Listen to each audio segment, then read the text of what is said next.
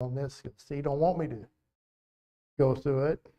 But I had some questions I want to answer and what is sin?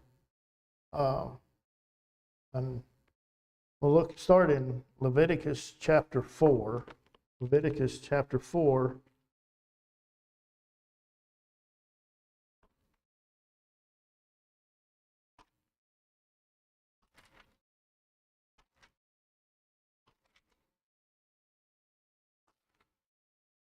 Leviticus chapter 4, this kind of, in a small way, defines a sin.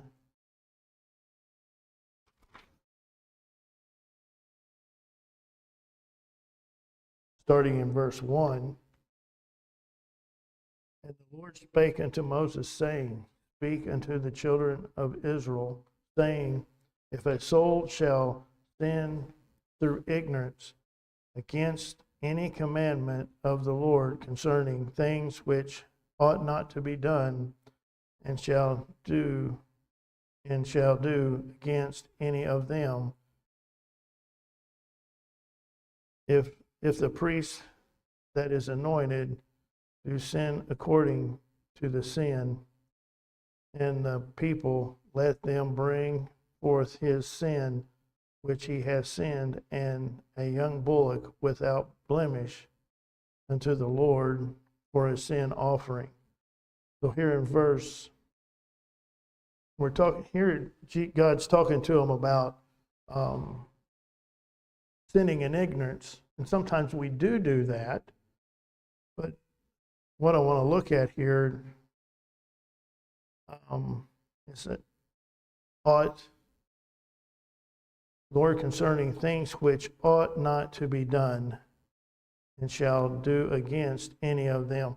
So a sin is doing something that shouldn't be done, something that is against the commandments of God. And, it's like, I think that's, to me, I think about there's moral things that I think the world used to have, and it was all based on the Ten Commandments. The Ten Commandments was known everywhere. Lost, saved alike, they were, in schools, they were taught. Now they're not. And look at what's going on. But I think the first commandment is the one that I think is the biggest sin. But I want to look at it first, and it's Exodus chapter 20. Exodus chapter 20.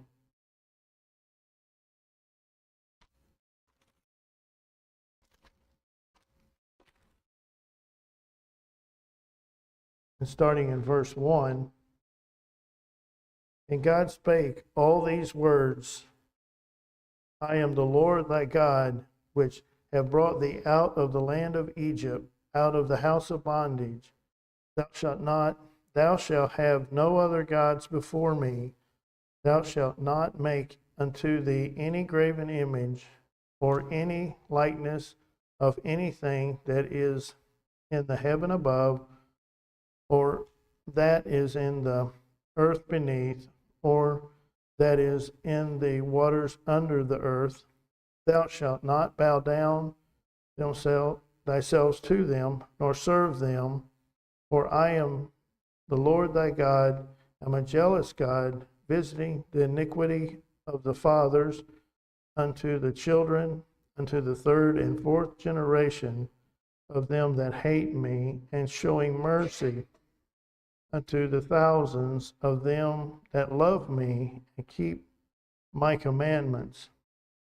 So the first commandment is, have no other God before you but God himself. And I think it's kind of neat. God said, if you hate me, your great grandkids will also be punished. I tell you what, I look at my life, I look at my kids, I see my sins. I see what I've done in my past that I really hate. And I've tried to teach them a different. And I want them to look, but you don't think about that when you're going through something, when you go and do something and how it's going to affect your great grandkids. And if they hate, then it even continues. But then in verse 6, showing mercy unto thousands of them that love me. So, you love the Lord, you do what he says, don't tell how many generations will be loved and taken care of, and they'll follow God. But I think as I thought about this, and it's like, well, this is a commandment. Well, this is in the Old Testament. A lot of people think, well, it's in the Old Testament, you don't have to listen to that. Well, let's go to the New Testament. Mark chapter 12.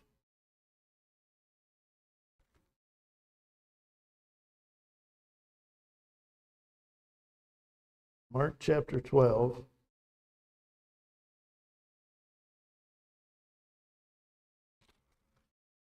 Mark chapter 12, and starting in verse 28.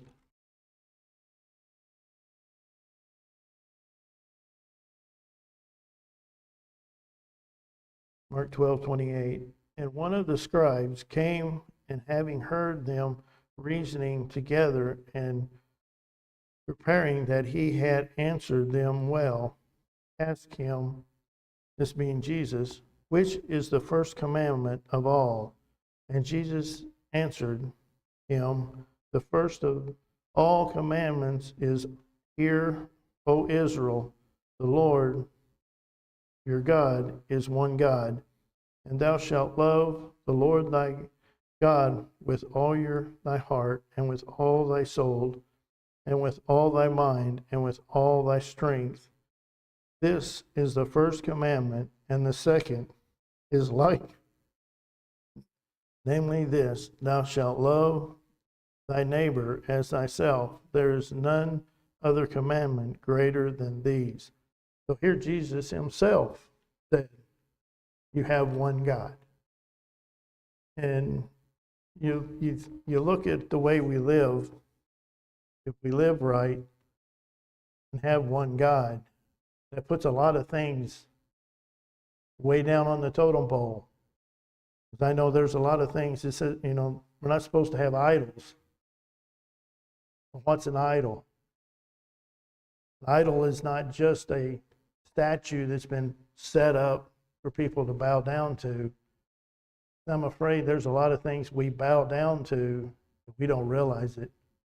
And nowadays, we carry a computer around with us everywhere we go. We can get online, we can watch TV, we can watch videos. It's a distraction. There's nothing wrong with it. There's a lot of good things out there on it.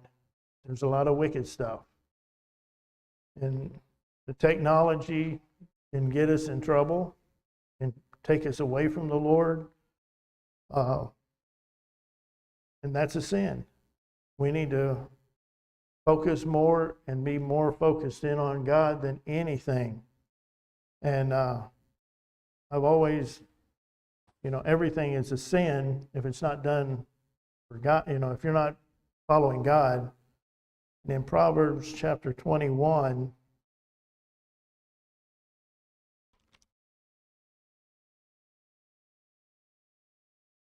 Proverbs chapter 21.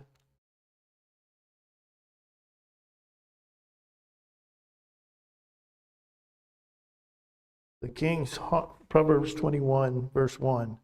And the king's heart is in the hand of the Lord, as the rivers of water. He turneth it wheresoever he will. Every way of man is right in his own eyes, but the Lord pondereth the heart. To do justice and judgment is more acceptable to the Lord than sacrifice. A high look and a proud heart and the plowing of the wicked are sin. God's in control of everything. But in verse 2, every way of man is right in his own eyes. So what we think is right is not right. It may be if we're looking to God. but the Lord pondereth the heart.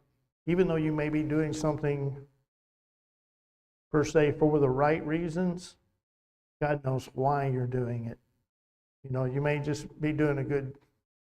Remember when we were kids, your mom would tell you, dad tell you to do something, you didn't want to do it, but you done it anyway. You just did it. You didn't do it the right way. You did it because you should be doing it and have a good mind about it, be happy about it. And to do justice and judgment is more acceptable to the Lord than sacrifice. So doing what's right is better than a sacrifice. And in verse 4, I thought this was kind of neat. I've always thought this was a high look and a proud heart. Someone that's got their heads, you know, their nose stuck in a cloud, thinking there's something special. It's equal and the same as the rest of the verse. And the plowing of the wicked is sin. Even though a man's taking care of his family by going out and producing a crop to feed his family, is a sin, just like having a proud heart if you're doing it and you're lost. But if you're saved and you're doing it for the Lord, that's what God, you think about it. Every one of us, God has given us the jobs we're done, the jobs we do, the talent. I don't think God just calls preachers, deacons. He didn't call me to either one of those, but he called me to be maintenance. He give me that. I love tearing stuff apart, seeing how it works. It's really neat when I get it back together and it works. But I enjoy that. I enjoy getting my hands dirty and fixing things. That's just me. But if I'm not doing it, if I'm not saved, even doing that job as a lost person, it's a sin. That's what God looks at it. Because we're not following him, because the first commandment is we're not following God because we don't love God. But you think about what God has done for us. He's died for each one of us that's saved. And we need to love him with all our heart. And we ought to be doing everything we can for him. But the next question was, where did sin start? This is my opinion. This is what I've seen in the scripture. Maybe, I don't know. I'm just going to give you what I found. But looking in 2 Peter chapter 2,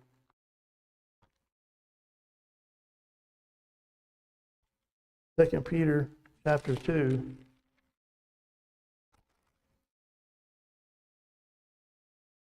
And starting with, and we'll read verse 4. For God spared not the angels that sinned, but cast them down to hell and delivered them into chains of darkness and reserved unto judgment. These are angels that fell with the devil. God didn't even spare them for sinning. And then in Isaiah chapter 14, Isaiah chapter 14,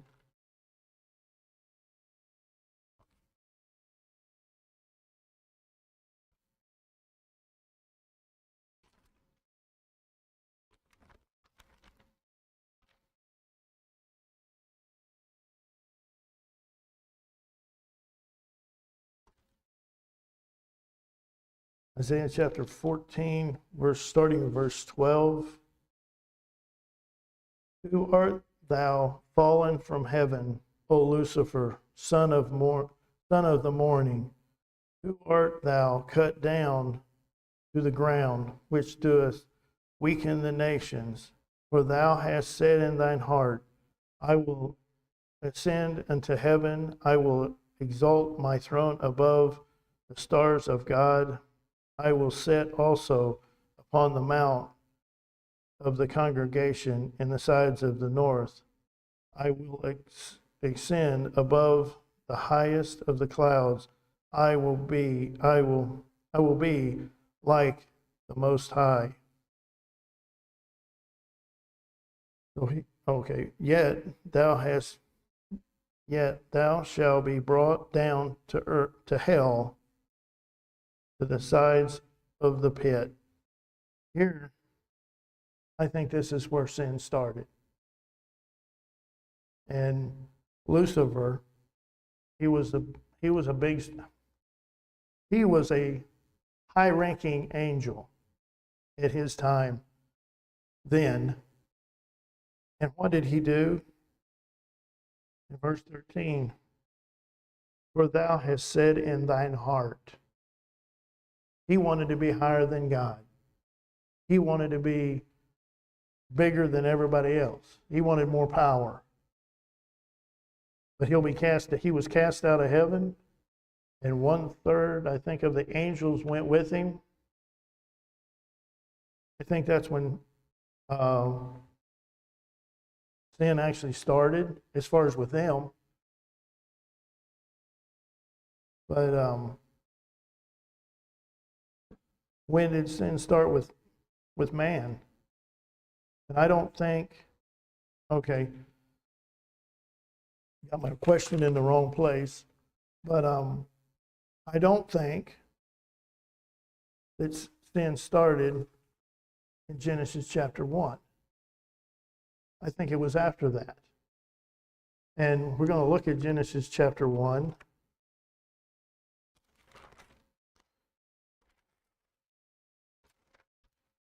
I know a lot of people, there's people that say it started in chapter 1. But if you read Genesis chapter 1 in verse 31, and God saw everything that he had made, and behold, it was very good. And the evening and the morning were the sixth day. To me, that's very plain. Because if God had said sin was good, he would have said it. He wouldn't have said very good. Everything he said was very good. But as you look through Genesis chapter 1, he says something different in there's 5 different ways, 5 different times he saw and that it was good. If you look in chapter 1, verse 10, and God called the dry land earth, and gathered together the waters, called he the sea, and saw that it was good. And in verse 12, and the earth brought forth grass and herb yielding seed after his kind, and the trees yielded fruit, whose seed was in itself after his kind, and God saw that it was good. Verse 18, and the rule over the day and over the night, and to divide the light from the darkness, and God saw that it was good. And in verse 21, and God created great whales and every living creature that moveth, which the waters brought forth abundantly after their kind, and every winged fowl after his kind, and God saw that it was good. Verse 25,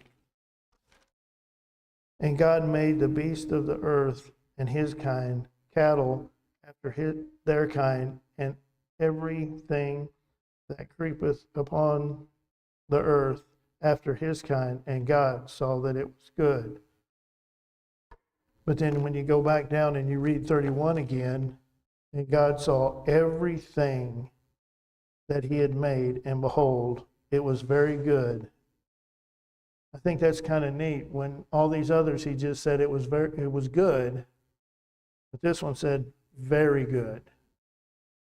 And he saw everything that he had made, and behold, it was good. So everything he had done for the past 6 days, and at the sixth day, he was done creating.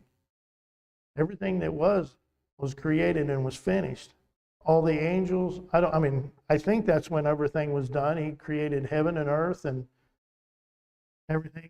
And for me, I think about that, and it's like, okay, God created heaven and earth and everything at that point in time. Where did he live? What did he do? He's God.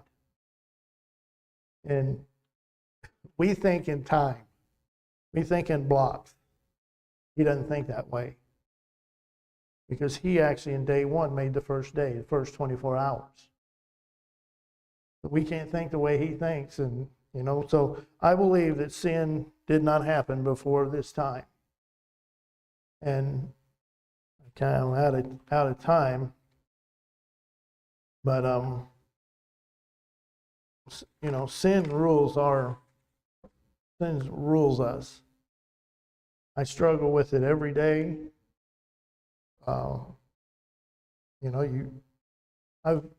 With Regina being gone, there's no one at home. So, you think different. I got to go home. Okay, what's for supper? What's in the refrigerator? Do I have to cook? You think different. And, you got to watch your mind. When somebody's there watching you, it's not that they're watching you, but they're there.